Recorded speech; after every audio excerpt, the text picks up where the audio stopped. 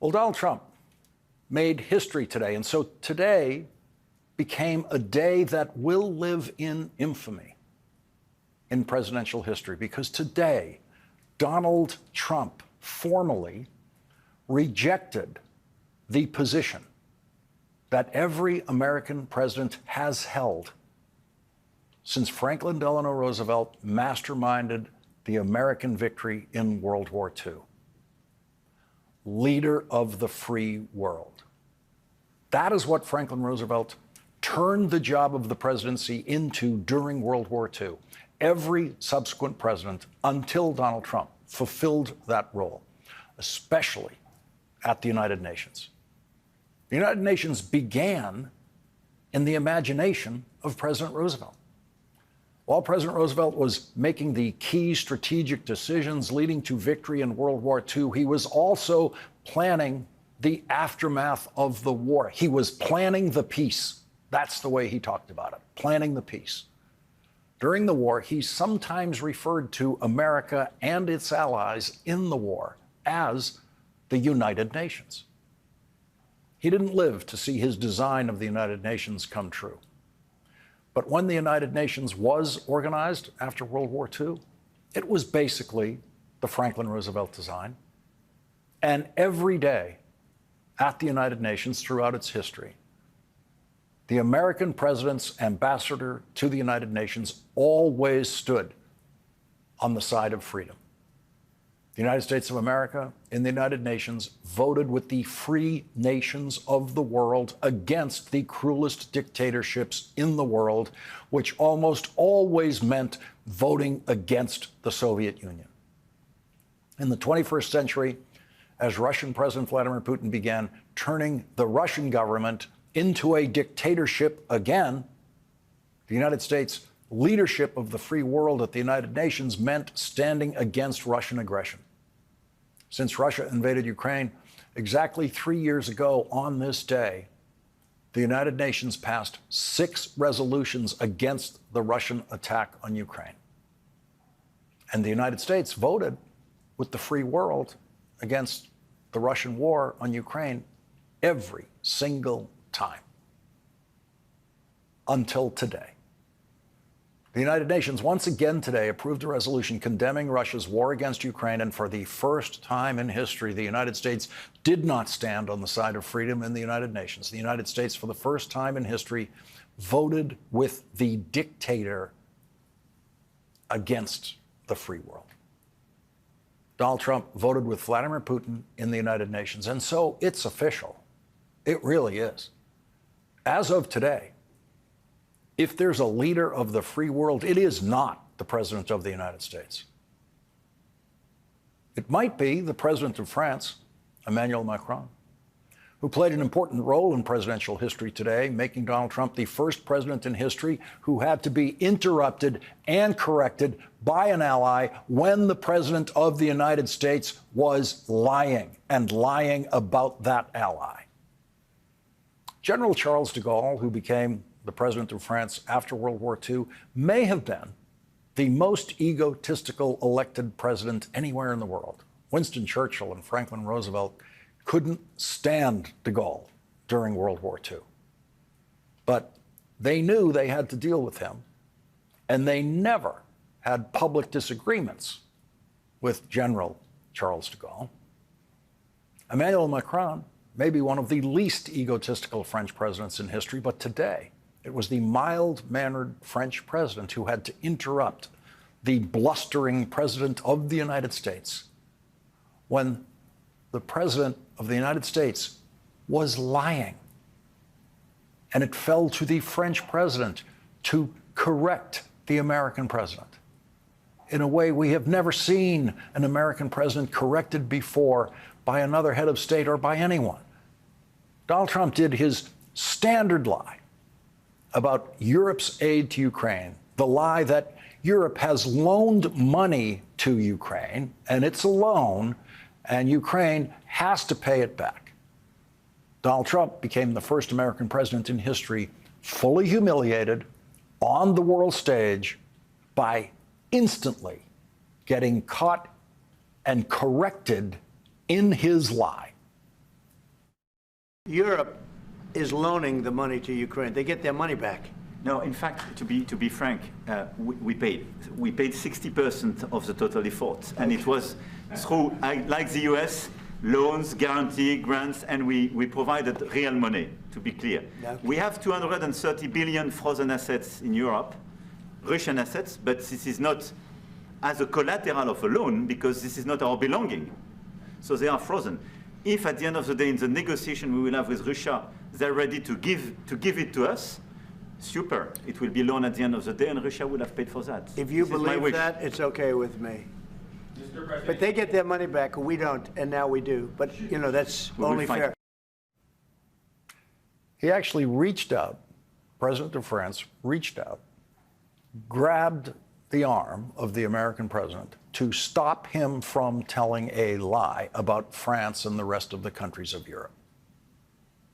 So Donald Trump's response to being corrected on his lie was to simply tell the lie again. They get their money back. When President Macron finished speaking, Donald Trump just told the lie again. So on the day when Donald Trump officially sinks the presidency on the international stage lower than it has ever been, by not only surrendering leadership of the free world at the United Nations, but standing against the free world, then right there in the Oval Office, Donald Trump is humiliated and exposed in a way that no previous president ever could be, because no previous president would be pathological enough to try to tell a lie like that right in front of the person he's lying about. And no previous president could possibly be stupid enough to try to tell a lie like that. But as our first guest tonight has written, quote, "The divide in politics today is between unreality and reality."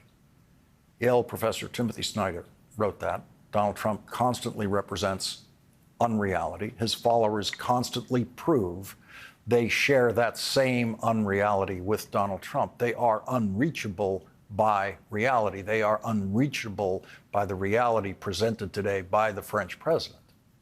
Trump's followers will never see what the French president did to Donald Trump in the Oval Office today. And if they did see it, they wouldn't understand it. And Donald Trump knows that, which is why, after the French president catches him in a lie, Donald Trump just tells the lie again.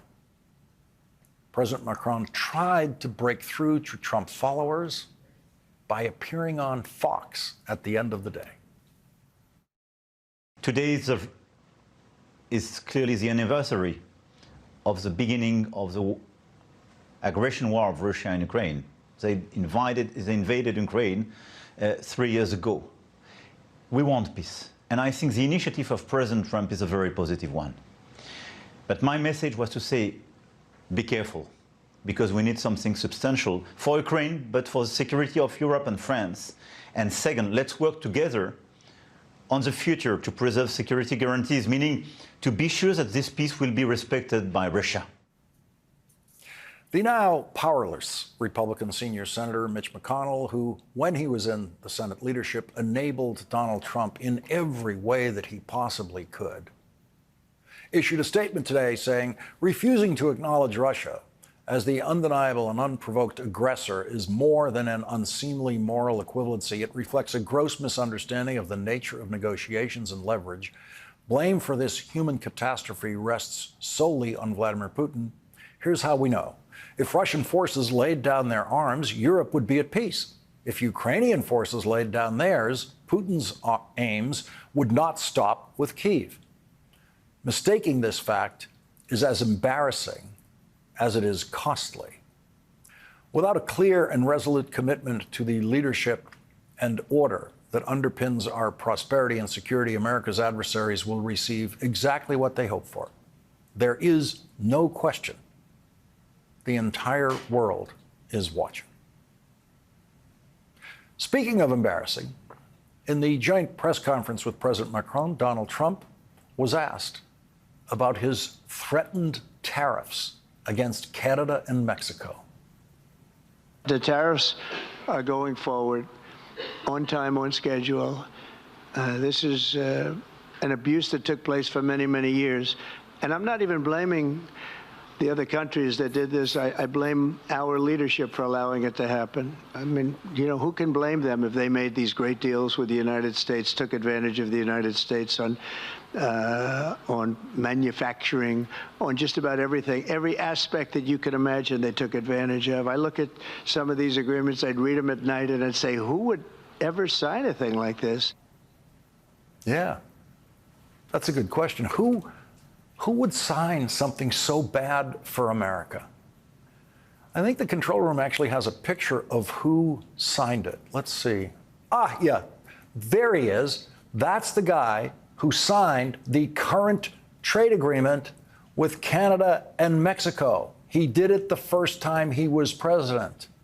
And I think we got him holding up. Yeah, there he is holding up his very proud signature. Look at how proud he is of that signature on what he called then the greatest trade deal in history. For the first time in American history, we have replaced a disastrous trade deal that rewarded outsourcing with a truly fair and reciprocal trade deal that will keep jobs, wealth, and growth right here in America.